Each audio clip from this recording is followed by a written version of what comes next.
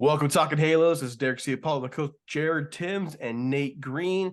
It's been an eventful 24 hours. Well, I think it's 36 hours now for Angels baseball again, for some good, maybe, and some bad, really bad. Before we even go there, of course, I want to take a quick pause, give a shout out to our sponsors. Here we go. All right. So, oh, Lordy. It all starts with an Alek Manoah 91-mile-an-hour fastball up on the face of Taylor Ward, fractured face, basically, for lack of a better word.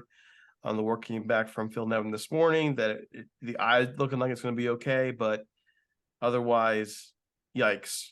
And then, of course, now, what's that mean for Taylor Ward? Well, we all saw it. We knew it was bad. And one day later, the trade goes down. The trade being Randal Grichuk, outfielder, was drafted by the Angels in 2009, by the way. Before Mike Trout, that's right. And CJ Cron, former Angel, coming back to his stomping grounds as well for Mason Albright. And who's the other guy, Nate? Jake Madden. And then we're going to talk about those two in a minute. That's the deal. So there's your infield slot that we were wondering about, and now an outfielder to make up for the loss. Now for the season, Taylor Ward, who went on the 60 days this evening with the trade. So he's out for the year. Basically. Guys, thoughts, I guess. We're up to like 8 first-rounders on the roster. Let's go, boys.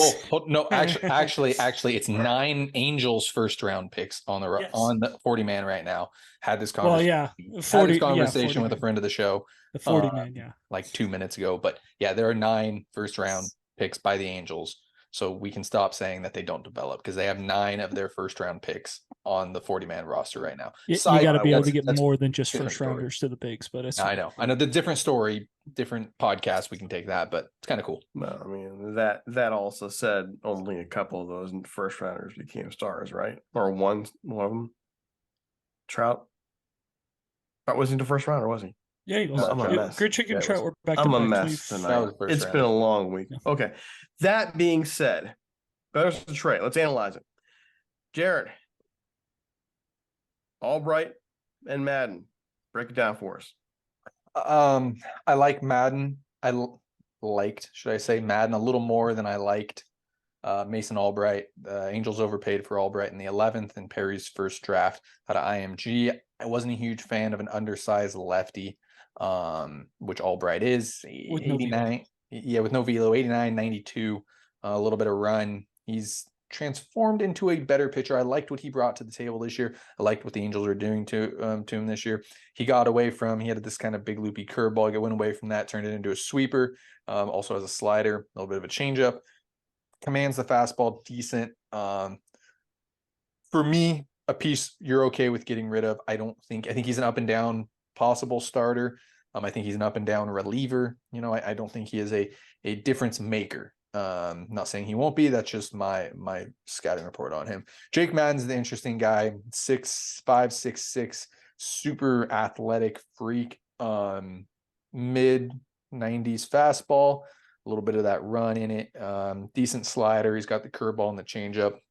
Personally, wasn't a fan of what he is now, but the upside in Madden is a Jake DeGrom, a Jackson Jobe type of pitcher. Not saying that he turns into one of those guys, but the size is there, the athleticism is there, the fastball is there to be one of somebody like that. So he is, I think, the prize piece in this trade. But again, 2 more pitchers that the Angels have developed, drafted, and now traded away for some major league talent, which is actually kind of cool to see. Again, if we want to talk Angels minor leaguers, which I'm not going to have very many to go and watch at this point if Perry continues to trade away the farm system, which is fine. If you go make it to the playoffs and win the World Series, we won't even have to talk about that. For me, I like Madden. I thought the upside was there for him to be a starter. I didn't like what he brought to the table this year in Inland Empire, and I wasn't a huge fan of Mason Albright, though there was some promise, there was some development there this year for Albright. So take what you want away from it. You got 2 major league pieces for 2 guys that might not even be major leaguers. Nate, you kind of had a couple looks in your face. So, let's pass this over to you. I'm not sure which way you're going to go, but usually it's negative, so go. Jared's not a huge fan of Albright. Cooper Cruiswell comes to mind when I think Mason Albright, just from the left side compared to the right side. Like low nines, maybe, if you're lucky. Up and down guy, lucky if he makes the bigs. But Madden's the interesting piece. Could be a good setup guy. Bringing home two guys that you had in your org, Cron and Grichuk, which is nice, but this move just screams desperate. Just absolutely screams desperate. The lineups we ran out there this weekend are the worst lineups for a team that claims to be a playoff team in the history of baseball. Trey Cabbage was starting in center field. Andrew Velasquez was starting at shortstop. Andrew Velasquez still barely, I don't even think he hits my weight, which is not good. Stefanik's getting playing time. He's not a playoff roster guy. Escobar's not hitting. Like you go through and it's like, man, this roster is not a playoff roster right now. And we are going to go out of our way after getting beat by Toronto. And we didn't play that well. You can argue about the umpires and all that, but I don't care. You were 0 for, I think it was 1 for 25 with runners in scoring position the entire weekend. And the only hit you got was because they put a runner on second base in the 10th inning. So this roster is not good enough to compete against good teams. And it just feels incredibly desperate. How do you really feel? However, you look at this, you look at what a lineup could be if healthy, and you kind of can now take out Taylor Ward, who's put on the 6th day. If I know you want, you can play the if game all day. We can play the if game all you want. I mean, it's kind of fun. If Anthony Rendon comes back, we don't even know if Anthony Rendon's coming back. You go Neto at short, Ohtani DHing, Trout in center, Rendon at third if he comes back, Cron at first, Renfroe in right, Drury at second base, Ohapi catching, Moniak and Grichuk in the outfield as well in left field. The rotation, Ohtani, Giolito, Sandoval, Detmers, Anderson, Cannon. Those top 4 guys in a playoff series is a lot of fun. So if healthy, it's a lot of fun. You got to get healthy though, right? A lot of swing and miss in that lineup. What? Say what? A lot of swing and miss in that lineup. Once you get past the last swing and miss, it's like it's really, really swing and miss, and that's not how you win playoff games. I mean, the Yankees have been that team for the last how long? We lead the league in home runs. We score a lot of runs. We get into the playoffs and we can't score because all we're trying to do is hit home runs. So this roster construction is not made to win playoff games. Maybe it's made to get to the playoffs, but you're 4 games behind Toronto, technically 5 because they own the tiebreaker. And you're going in to play Atlanta at Atlanta, coming off a sweep against Milwaukee, who's in first place in the Central. This is going to be a tough week. You gotta take 2 out of 3 against Atlanta. Otherwise, this season it's getting out of hand if you lose 2 out of 3 or even get swept. I'm speechless because I have nothing really to add to that part. I mean, it is what it is. Like we all talked about though, right? We knew when they made that decision to keep Shohei, and they're going to have to just go, right? So they're doing what you guys both said they needed to do. Mm-hmm. The move doesn't. I don't mean, like we were talking about before the show started. I don't think they go get Grichuk if not for Ward getting hurt. So Grichuk's just like, hey, this. They had to. So what's next? So you're hoping for Trout to get back. You're hoping against hope that Rendon is back. But you just gotta do what you gotta do. And you think they're done? No. Nope. At least one more pitcher. Whether it's a reliever or starter, I would prefer it to be a back end guy, a guy who could throw the 8th or 9th inning.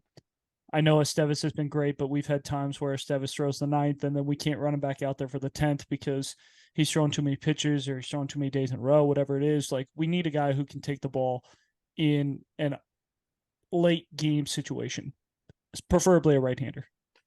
And for the record, by the way, they rolled Estevez out there for the 9th and 10th today. Yep. And that to me was like, okay, they're desperate now because they're doing that right before the Atlanta series. So That spoke volumes to me. I He don't hasn't thrown in know. a while though. Nonetheless, 2 innings on the eve of the Atlanta series. I mean, that spoke a lot to me. But you know, they are still in it, which is more than we've been able to say in a while when it comes to August 1st, we're about to hit. Jared, what do you think they do next? Well, it depends if somebody else gets hurt, right? At this point, like, jokes aside, right? Like, I mean, if they another pitcher goes down, you got to go get a starter. Even though, I mean, you probably need to go get another starting pitcher anyways. You honestly, and there's, I don't think there's a way for them to do it. You kind of got to go toe to toe with whatever Houston and the Rangers do, right? Like, sure, you can go toe to toe with what the Jays do, or you know, the Yankees or Red Sox or something like that. But like, if you really want to be serious, you got to go toe to toe with what the Rangers and the Astros are doing. The Astros picked up Kendall Graveman, which Angels have already gotten probably more than that. However, I mean, you could say the Angels aren't quite as deep and aren't quite as good as the Astros anyways. And then you look at what the Rangers have done, and I mean, they got a guy named Max Scherzer and then Jordan Montgomery as well, which is tough, which is tough to compete with. So if you want to stick in there with Texas and you're healthy, I mean, you want to play the if you're healthy game like we just played. You probably want to go get another starter to compete with that rotation, because that rotation in Texas is, even without Jacob deGrom, is pretty stupid. It's pretty freaking good.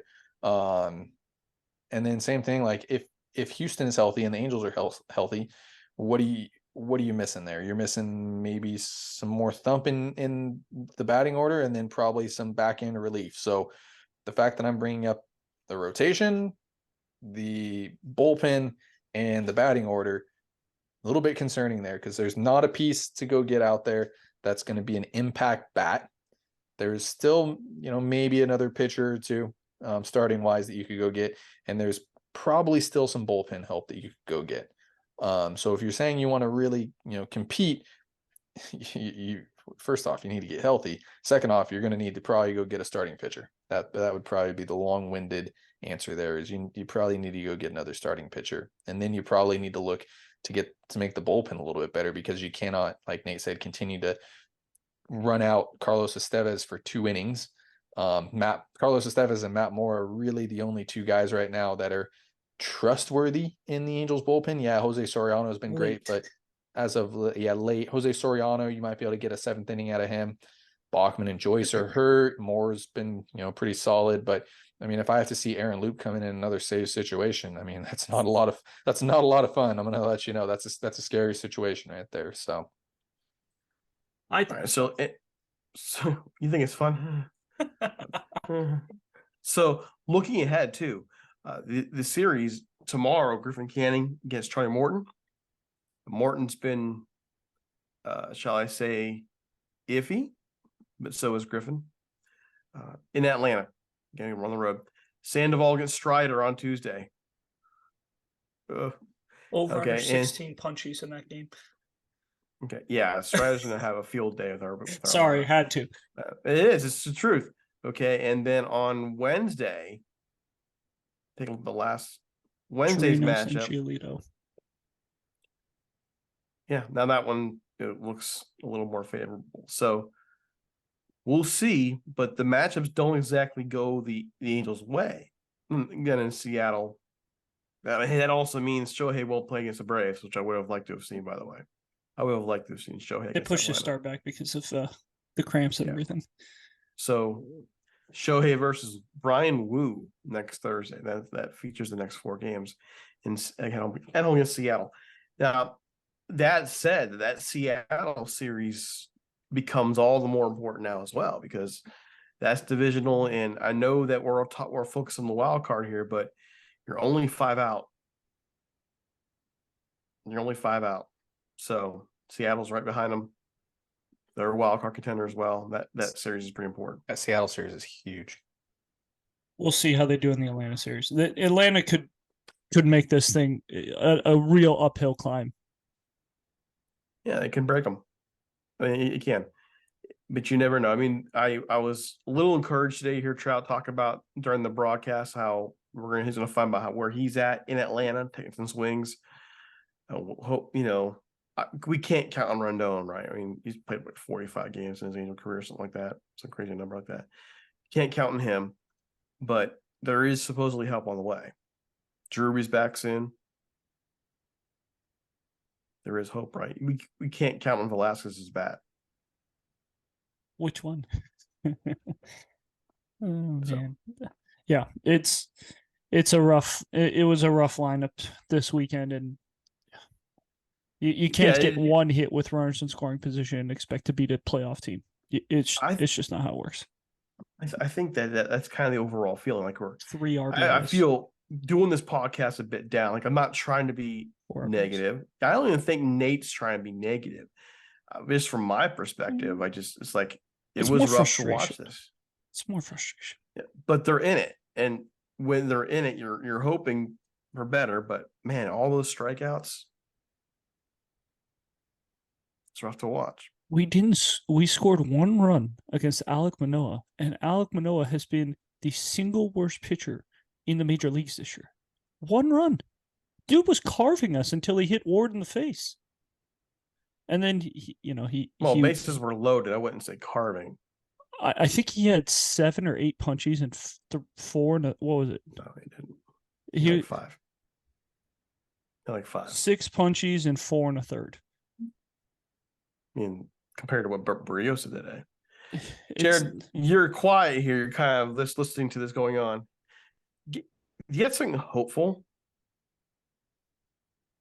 Anything hopeful? Yeah, the Angels are making trades so they can try to compete. We haven't had this conversation in 6 years, 8 years.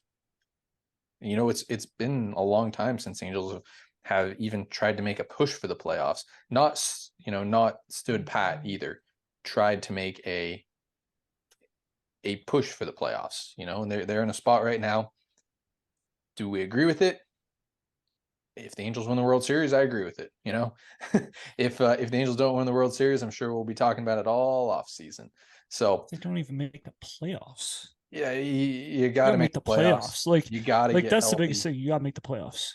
That's fine. Like yeah. I understand. Like if they don't win the World Series, this team isn't built to win the World Series with the pitching rotation you're running out there. Sandoval and Detmers haven't taken that next step. Like they've kind of plateaued a little bit. You thought maybe Detmers was going to be a little bit better. You thought Sandoval was going to continue to thrive off what he did last year, and they've kind of maybe even taken a step back for Sandoval, and Detmers kind of stayed where he's at.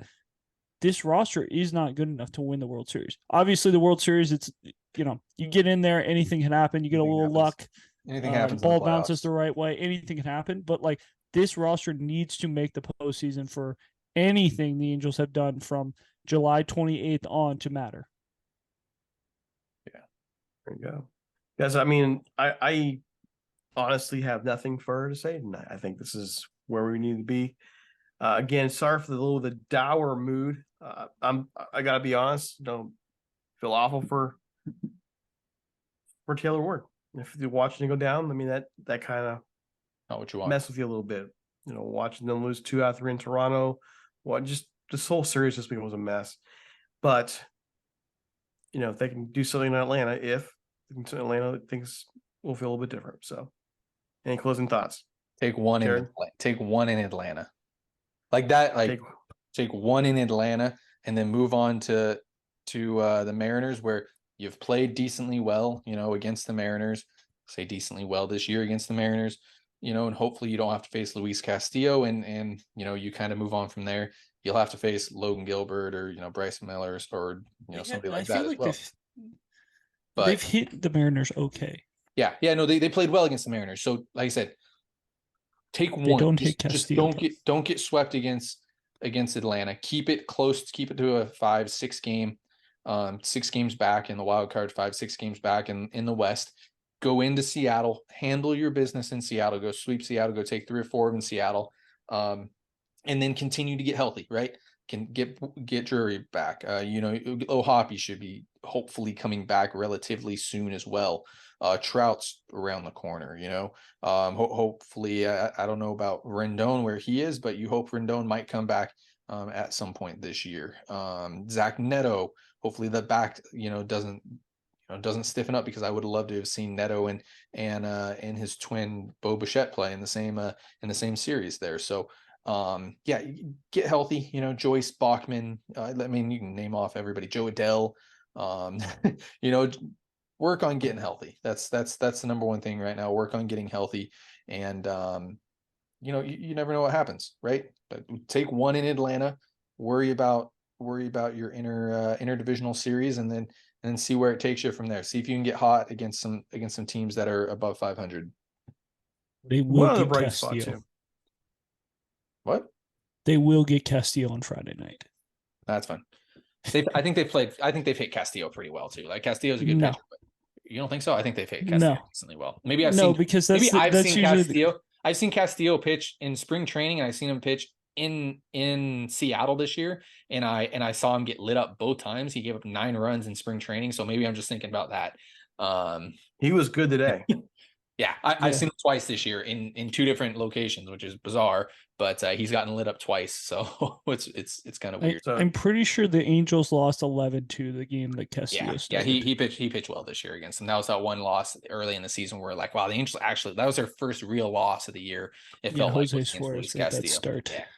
Yeah, the 6th So game. one other bright spot in the schedule, because we're hammering how things looking. We're feeling pretty dour.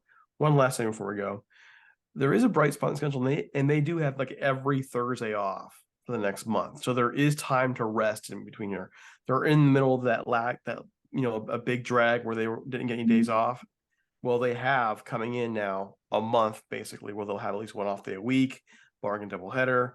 And that's good for a team to get healthy. I know it's small, it seems really minor, but going 13, 14 games in the middle of summer without a day off when you guys are hurt, that's something to wear you down. But this team, with this, the only bright spot in this schedule coming up after this week, the 10th, the 17th, 24th, and the 31st, they're off.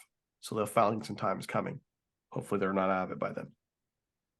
They got 3 in Atlanta, 4 Seattle, 3 versus the Giants before they hit the road to go an off day. So it's coming. That's it. That's all I got. I found something positive. Yeah, that was positive. Come on, don't give me that. I said win 1 against one of the best teams in baseball, and then go handle your business found in something Seattle. positive. I found something positive. Nate, well, living it through reputation. Okay. No. My something positive is we're gonna get to see Patrick Sandoval and Lucas Giolito throw on normal rest for the first time in a long time. I wonder how that affects them. I think that could help get them back into their groove. I am not a huge fan of the 6-man rotation, so I wonder what it looks like for those guys. Giolito's thrown on 4 days rest all year, the 5th day, so shouldn't really affect him. But Sandoval, this is really the first time he's been able to do this all year long, so I'm curious to see how that helps him. Maybe it helps jumpstart him and get him going for the rest of the year. All right, guys, there you go. Follow us on Twitter at Talking Halos. Follow me at DC Pollard. Follow Jared at Jared_Tims and Nate at Nate Green 34. Follow us anywhere podcasts be found, and we're proud to be members of the Blue Wire Podcast Network. We're out of here. Have a great one.